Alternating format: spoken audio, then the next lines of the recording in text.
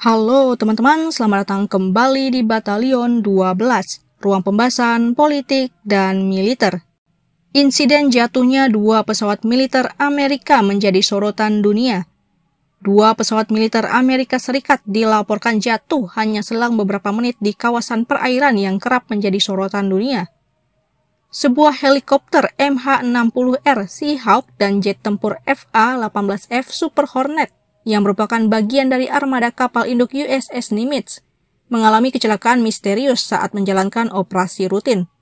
Namun yang mengejutkan, kedua insiden ini terjadi hampir bersamaan, hanya terpaut 30 menit.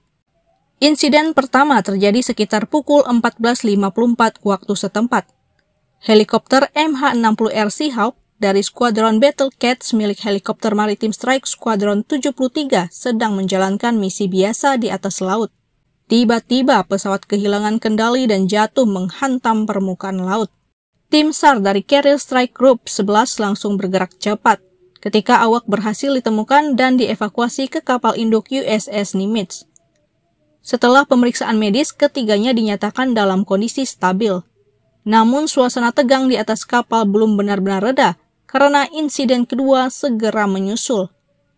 Hanya setengah jam setelah Seahawk jatuh, jet tempur FA-18F Super Hornet dari Skuadron Fighting Red Cook Strike Fighter Squadron 22 juga mengalami nasib serupa.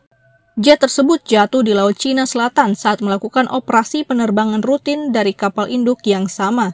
Kedua pilot sempat melontarkan diri beberapa detik sebelum pesawat menghantam air laut dengan keras. Tim penyelamat kembali dikerahkan dan ajaibnya keduanya berhasil diselamatkan dalam keadaan selamat. Angkatan Laut Amerika Serikat menegaskan, 5 personel yang terlibat kini aman dalam kondisi stabil. Namun dua kecelakaan yang terjadi hampir bersamaan ini menimbulkan banyak tanda tanya besar. Apakah ini murni kecelakaan teknis atau ada faktor lain yang berperan di balik layar? Komando Armada Pasifik AS menyebut penyelidikan masih dilakukan. Belum ada kejelasan apakah faktor cuaca, kesalahan teknis, atau bahkan gangguan elektronik dari pihak lain yang menjadi penyebab. Beberapa analis militer menilai jatuhnya dua pesawat sekaligus di kawasan yang sensitif seperti Laut Cina Selatan tentu akan memancing reaksi Tiongkok.